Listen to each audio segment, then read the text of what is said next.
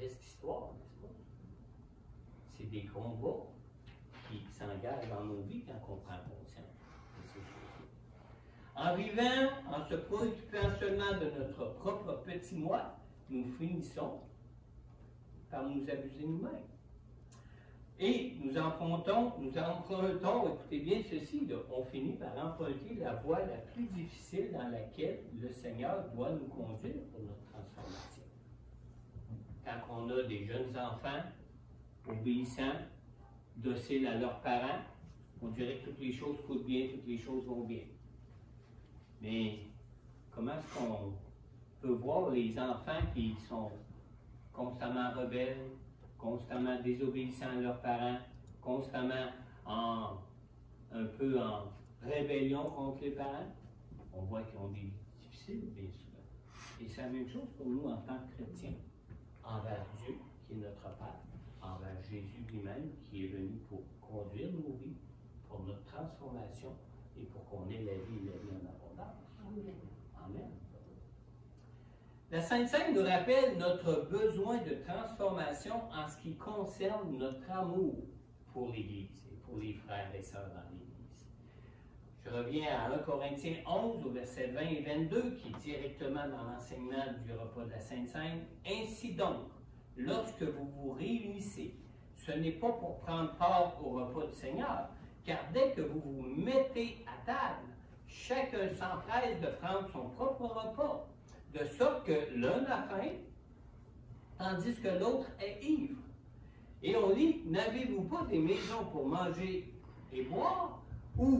Ou bien, méprisez-vous l'Église de Dieu et voulez-vous faire honte à ceux qui n'ont rien? Que vous dire? Faut-il vous féliciter?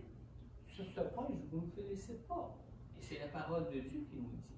Alors, la Sainte Seine est nécessaire pour nous arrêter, nécessaire pour nous examiner en ce qui concerne nos relations les uns les autres, nos relations les uns envers les autres, notre amour les uns pour les autres. Amen. Participer à la Sainte Seine nous oblige de nous examiner seulement, non seulement dans la qualité de notre relation avec Jésus, mais aussi de nous examiner dans notre relation avec les frères et les sœurs dans l'Église. Partager le même pain, partager la même coupe est une communion qui se fait par l'égalité de tous ses membres. Nous sommes tous des pécheurs, nous avons tous des besoins, et nous avons tous besoin les uns des autres. Et nous avons tous besoin que les uns se soucient des autres. En Jésus, nous formons un seul corps qui est l'Église, l'Église du Seigneur Jésus-Christ. Dans 1 Corinthiens, au chapitre 10, au verset 16 à 17, qui est juste le chapitre précédent, qui est aussi en contexte avec le repas de la Sainte Seine, on lit ici, « La coupe de bénédiction que nous bénissons n'est-elle pas la communion au sang de Christ? Le pain que nous rompons n'est-il pas la communion au corps de Christ? Puisqu'il y a un seul pain, nous qui sommes nombreux, nous formons un seul corps, car nous participons tous à un même pain, un seul corps, une seule Église, par le même esprit, par l'Esprit du Seigneur Jésus, par un seul Sauveur, le Seigneur Jésus lui-même, par un seul Père, notre Père céleste qui est aux cieux. Alors, ce principe qui était exprimé ici en ce qui concerne la Sainte Seine vient à l'encontre de la pratique de l'Église traditionnelle dans laquelle nous avons tous été enseignés pour la plupart d'entre nous. Moi-même, je suis un croyant d'arrière-plan religieux catholique romain, comme la majorité des Québécois ici. C'est peut-être pas le cas de Pasteur Corneille qui, lui, vient du Cameroun, et je pense que la majorité des gens qui sont ici, même presque à l'exception de Pasteur Corneille, on a tous été baptisés quand on était bébé dans l'enseignement et la foi de l'Église traditionnelle catholique romaine du Québec. Maintenant, dans l'Église traditionnelle, quand nous participions à la communion, nous avions l'habitude de nous enfermer dans une foi qui était très intime, dans une foi qui était très individuelle avec le Seigneur. J'ai réalisé cet aspect de la pratique de foi traditionnelle quand j'étais à l'église d'Alexandria en Ontario, qui était en passant une communauté sociale là-bas qui était francophone, dont tous étaient pratiquement d'origine, soit de leurs parents ou de leurs arrière-parents du Québec, et tous parlaient francophone pour la majorité. Mais quand nous parlions de l'Évangile à un anglophone, on était libre de parler de Dieu sans aucune restriction. Dieu était le Dieu de tous, puis c'était normal que tous croient en Dieu. C'était normal que tous cherchaient à dépendre de Dieu pour leur vie. Mais quand nous parlions de l'Évangile à un francophone qui suivait les mêmes principes de communion de l'Église traditionnelle que nous avions connue ici au Québec, eux étaient complètement fermés. Il n'était pas question avec eux de parler de leur foi, de parler de Dieu, de parler de leur relation de foi même avec Dieu. Chacun allait à l'Église pour eux-mêmes. Chacun ne se souciait aucunement des autres que d'eux-mêmes. Et on nous disait, mais Dieu et ta foi, ça ne regarde que toi et Dieu. Alors, il n'était pas question d'en discuter. Chacun faisait sa propre petite affaire avec Dieu, puis le reste, on oublie ça. Et où l'Église? Où est l'Église? Chacun s'occupait de ses propres petites affaires et les autres n'avaient qu'à s'arranger eux-mêmes avec Dieu. C'était la mentalité qui venait des enseignements et de la pratique qu'on avait été enseigné, dans laquelle on avait été éduqué à l'Église traditionnelle catholique romaine, comme ici au Québec. Alors, notre participation à la Sainte Seine nous rappelle que Dieu nous appelle à nous aimer les uns les autres et à être en communion les uns avec les autres afin d'être comblés les uns par les autres. La Sainte Seine nous rappelle clairement ces choses. Dieu veut utiliser chacun de nous tous pour nous combler de toutes ces grâces qu'il nous offre en Jésus-Christ. Et notre participation à la Sainte Seine nous engage donc à nous examiner en ce qui concerne notre implication auprès du corps de Christ, qui est l'Église.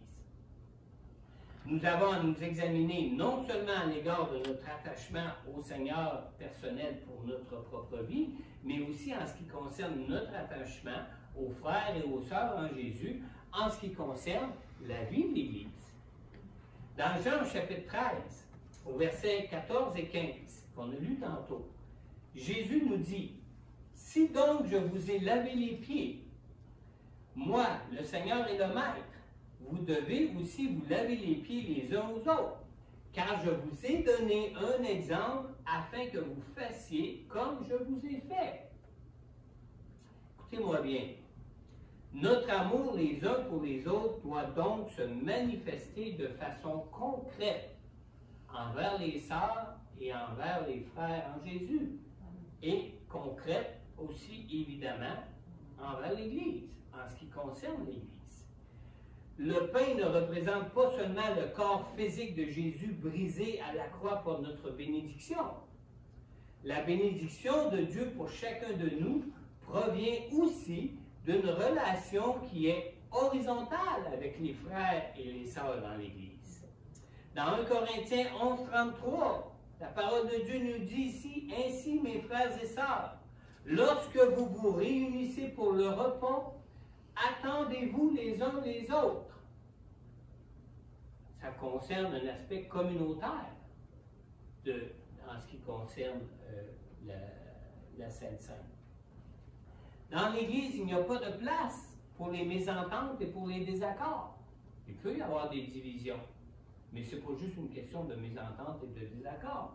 La chose principale qui est la source de la plupart des mésententes et des désaccords est notre mentalité de notre époque, qui est une mentalité égocentrique. Plus nous sommes centrés sur nous-mêmes, plus nous sommes enclins à nous mépriser les uns les autres. Reconnaître qu'un croyant est bien né de nouveau en Jésus et qu'il soit un frère ou une sœur dans le Seigneur, ça c'est une chose. Mais, écoutez-moi bien, s'entendre avec chacun et s'aimer les uns les autres, c'est une autre chose. Personnellement, moi, je peux dire que je ne connais aucun croyant, même un croyant né de nouveau, qui puisse y arriver sans une transformation de cœur. Charles Spurgeon, qu'on a appelé le prince des prédicateurs, Charles Spurgeon a dit un jour, en ce qui concerne la Sainte Seine, en ce qui concerne un message sur la Sainte Seine, il a dit « Il y a plus d'un frère avec qui je ne puis m'entendre sur certains points. Mais je peux m'entendre avec eux en me souvenant du Seigneur Jésus. Je ne pourrais pas travailler avec eux dans tout ce qu'ils font, mais s'ils veulent se souvenir du Seigneur Jésus, je peux me joindre à eux. » On peut-tu dire Amen? Amen.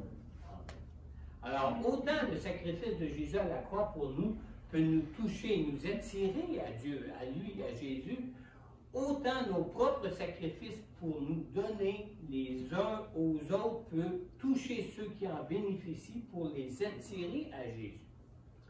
Vous savez, je prends toujours le temps de souhaiter bonne fête à mes amis sur Facebook, comme je pense que la plupart d'entre vous peut-être puissiez le faire aussi. Même si ça peut prendre de mon temps que je considère être précieux pour moi. La semaine dernière, j'ai pris du temps pour souhaiter bonne fête à un jeune pasteur qui est à Québec, ici. Et non pas que j'ai particulièrement un cœur pour lui souhaiter bonne fête, pour me souvenir de son anniversaire de naissance, non. J'ai beaucoup trop d'autres préoccupations pour prendre le temps de me souvenir des anniversaires de tous mes amis. N'est-ce pas?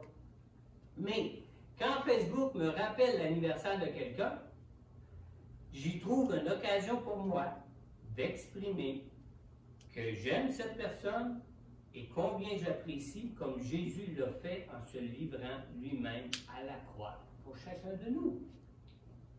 Amen. Pour la plupart à qui je souhaite bonne fête, je leur dis simplement « Bonne fête, sois comblé en Jésus ». Pour la grande majorité, ça s'arrête à ça. Pas plus long que ça. Pour d'autres, parce que Jésus est présent et vivant en chacun de nous pour se manifester à d'autres à travers nous, il m'arrive que j'ai même de temps en temps une parole du Seigneur pour eux et que ça vienne les combler. Et surtout, le fait que je le consacre de mon temps que je trouve si précieux les touche souvent. Et non seulement ça les touche, mais ça permet aussi de les attirer à Jésus et de se rapprocher encore plus eux-mêmes de Jésus. Ce jeune pasteur de Québec m'a répondu « Merci, pasteur François, pour votre grand cœur. Ah, mon bonne fête, je vais juste souhaiter bonne fête et sois comblé en Jésus. » Je n'avais même pas de parole pour lui. Et je n'ai pourtant pris seulement que quelques secondes de mon temps. C'était pas si coûteux. Vous savez, avant de connaître le cœur de Dieu pour moi, j'étais loin d'avoir un grand cœur pour quiconque. Même pour ceux qui m'étaient très proches. Demandez à mon épouse, elle pourra vous en parler de plusieurs de mes histoires d'avant de connaître Jésus. Le Seigneur a vaincu la chair pour nous, vous savez. Le Seigneur a vaincu la chair pour nous et il a le pouvoir de transformer tous ceux qui cherchent à se donner pour servir à la gloire de Dieu comme il a lui-même voulu se donner pour nous. Amen. Et ça, on doit s'en rappeler au moment où on prend les symboles à l'occasion de la Sainte Seine. On va prendre maintenant la Sainte Seine ce matin. Je vais vous inviter à tourner dans 1 Corinthiens au chapitre 11, juste avant qu'on procède à la Sainte Seine. On va lire les versets 27 à 29. 1 Corinthiens chapitre 11, les versets 27 à 29. Où ce que ça dit ici,